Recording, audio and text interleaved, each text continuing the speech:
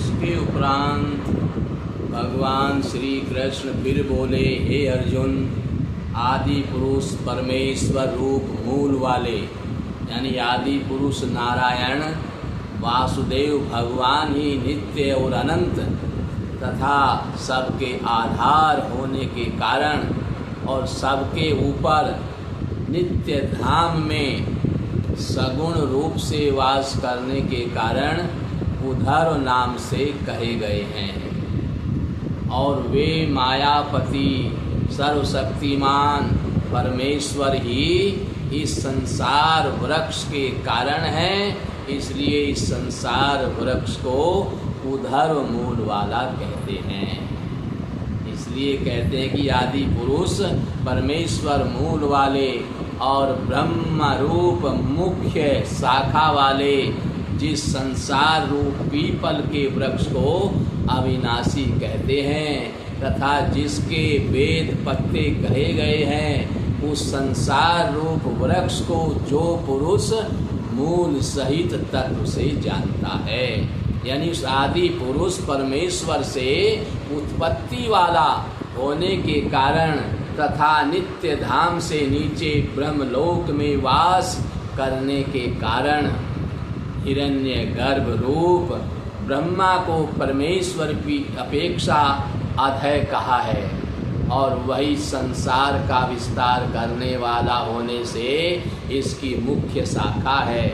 इसलिए इस संसार वृक्ष को अधय शाखा वाला कहते हैं। इस वृक्ष का मूल कारण परमात्मा अविनाशी है तथा अनादिकाल से इसकी परंपरा भी चली आ रही है, इसलिए संसार को अविनाशी कहते हैं। इस वृक्ष की शाखा रूप ब्रह्मा से प्रकट होने वाले और यज्ञ आदि कर्मों के द्वारा इस संसार की रक्षा और वृद्धि करने वाले एवं शोभा को बढ़ाने वाले होने से वेद इसके पत्ते कहे गए हैं।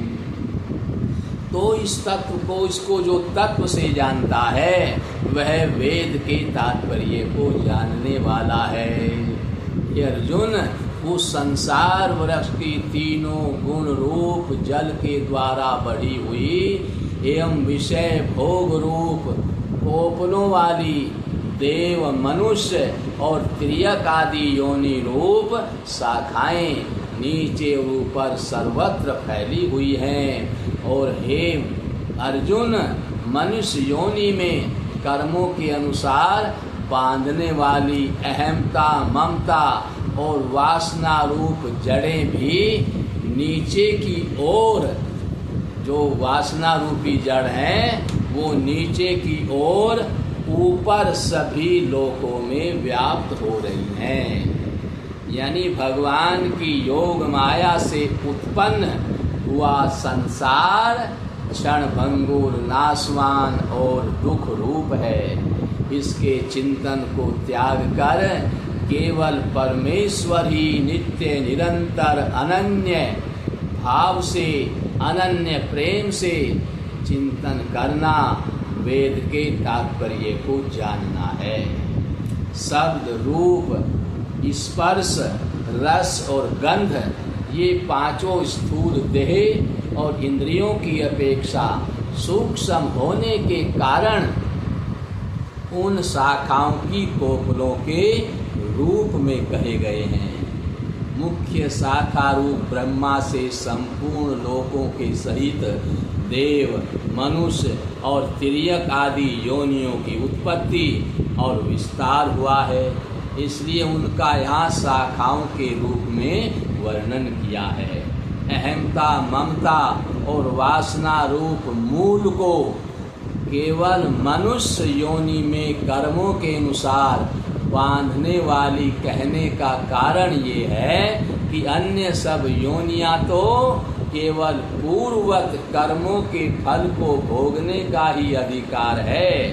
जो अन्य योनियां हैं उनमें तो केवल पहले किए हुए कर्मों के फल को भोगने का अधिकार है और मनुष्य योनि में नवीन कर्मों के करने का भी अधिकार है। वो तो केवल भोग योनि है, पहले जो कर्म किया उसको भोगना है, लेकिन मनुष्य को नया कर्म करने का भी अधिकार है। परंतु इस संसार वृक्ष का स्वरूप जैसा कहा है वैसा यहाँ विचार काल में नहीं पाया है, क्योंकि न तो इसका आदि है और न इसका अंत है और न अच्छी प्रकार से स्थिति ही है। इसलिए इस अहंता, ममता और वासना रूप अति दृढ़ मूलों वाले संसार रूप पीपल के वृक्ष को दृढ़ वैराग्य रूप द्वारा, दृढ़ वैराग्य रूप जो शस्त्र है उसके द्वारा काट कर उसके उपरांत उस परम पद रूप परमेश्वर को अच्छी प्रकार खोजना चाहिए, जिसमें गए हुए पुरुष फिर पीछे नहीं आते हैं। और परमेश्वर से यह पुरातन संसार वृक्ष की प्रवृत्ति विस्तार को प्राप्त हुई है। उसी आदि रूप नारायण के मैं शरण हूँ, इस प्रकार दृढ़ निश्चय करके, यानी संसार का जैसा स्वरूप शास्त्रों में वर्णन किया गया है और जैसा देखा सुना गया है वैसा तत्व ज्ञान होने के उपरांत नहीं पाया जाता।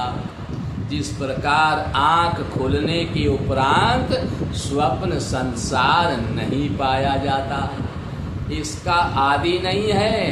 यह कहने का प्रयोजन है कि इसकी परंपरा कब से चली आ रही है, इसका कोई पता नहीं है, इसका अंत नहीं है। यह कहने का प्रयोजन है कि इसकी परंपरा कब तक चलती रहेगी, इसका भी कोई पता नहीं है। और इसका अच्छी प्रकार से इसकी स्थिति भी नहीं है। यह कहने का प्रयोजन है कि वास्तव में यह क्षणभंगुर और नाशवान है।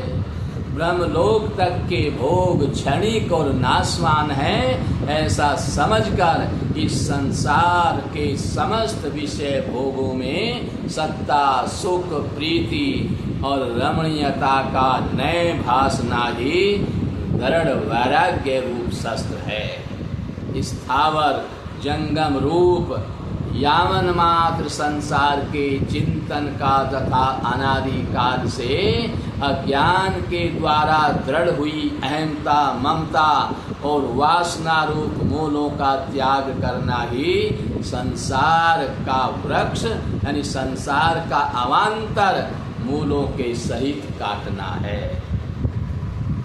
यानी नष्ट हो गया है मान और मोह जिनका, तथा जीत लिया है आसक्ति रूप दोष जिसने, और परमात्मा के स्वरूप में है निरंतर स्थिति जिनकी, तथा अच्छी प्रकार से नष्ट हो गई है कामना जिसकी, ऐसे वे सुख दुख नामक द्वंद्वों से विमुक्त हुए ज्ञानी जन उस अविनाशी परम पद को प्राप्त होते हैं।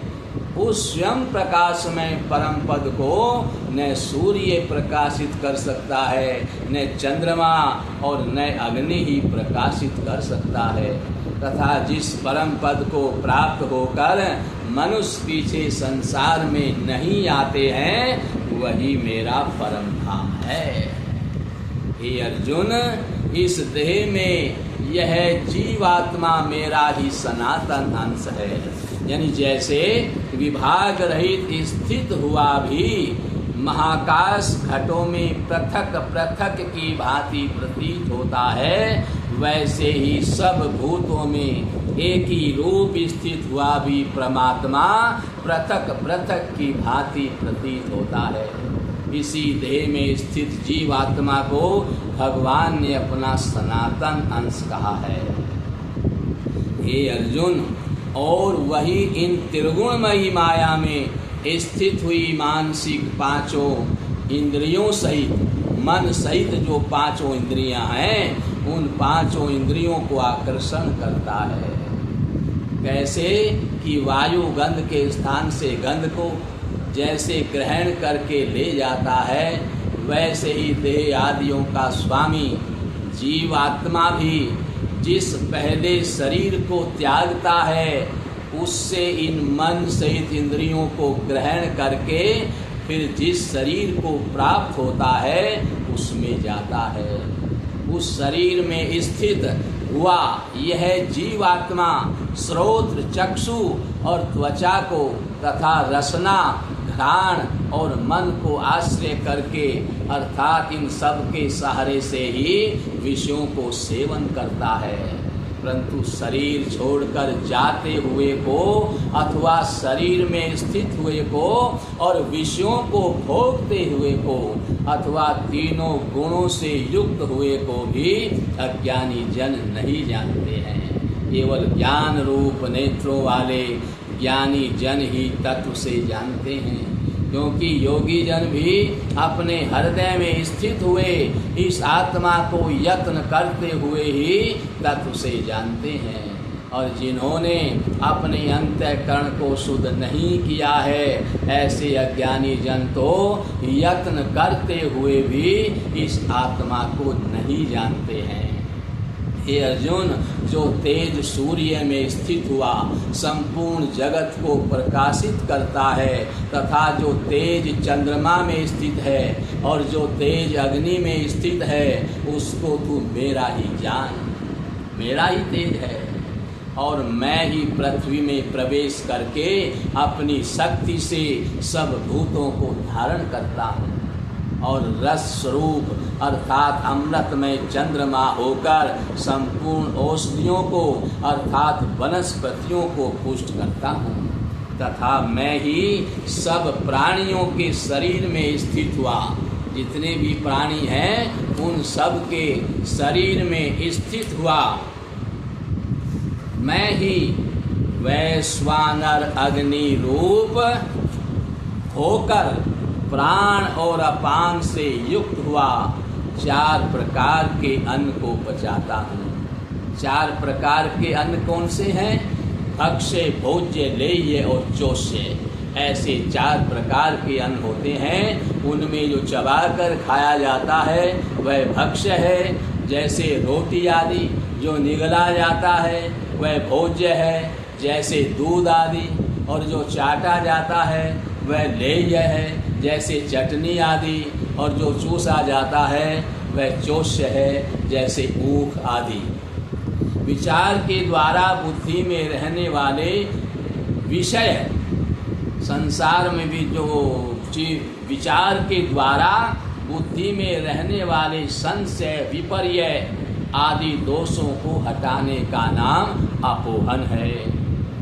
इसलिए तथा मेरे से स्मृति, ज्ञान और अपोहन होता है और सब वेदों द्वारा मैं ही जानने योग्य हूँ तथा वेदांत का कर्ता और वेदों का जानने वाला भी मैं ही हूँ। विचार के द्वारा यानी सर्व वेदों का तात्पर्य परमेश्वर को जानने का है। इसलिए सब वेदों द्वारा जानने के योग एक परमेश्वर ही है और ये सब गीता में वर्णन किया गया है। हे अर्जुन, इस संसार में नाशवान और अविनाशी भी यह 2 प्रकार के पुरुष हैं। उनमें संपूर्ण भूत प्राणियों के शरीर में तो नाशवान और जीवात्मा अविनाशी कहा जाता है तथा उन दोनों से उत्तम पुरुष तो अन्य ही है कि जो तीनों लोकों में प्रवेश करके सबका धारण पोषण करता है। एवं अविनाशी परमेश्वर और परमात्मा ऐसे कहा गया है क्योंकि मैं नाशवान जड़ वर्ग क्षेत्र से तथा सर्वथा अतीत हूँ और माया में स्थित अविनाशी जीवात्मा से भी उत्तम हूँ। इसलिए लोक में और वेद में पुरुषोत्तम नाम से प्रसिद्ध हूँ। हे भारत, इस प्रकार तत्व से जो ज्ञानी पुरुष मेरे को पुरुषोत्तम जानता है वह सर्वज्ञ पुरुष सब प्रकार से निरंतर मुझ वासुदेव परमेश्वर को ही भजता है। हे निष्पाप अर्जुन, ऐसे यह अति रहस्य युक्त गोपनीय शास्त्र मेरे द्वारा कहा गया है, इसको तत्व से जानकर मनुष्य ज्ञानवान और कृतार्थ हो जाता है, अर्थात उसको और कुछ भी करना शेष नहीं रहता है। जो संसार का त्याग करके अंतःकरण से मुझ परमात्मा का ही भजन स्मरण करता है, ये संसार क्या है, दुखदायी है, ऐसा जान जाता है, वह मुझे ही प्राप्त होता है और उसका कभी नाश नहीं होता, उसका पुनर्जन्म नहीं होता और वह मेरे को ही प्राप्त होता है। बोलिए गीता महारानी की जय।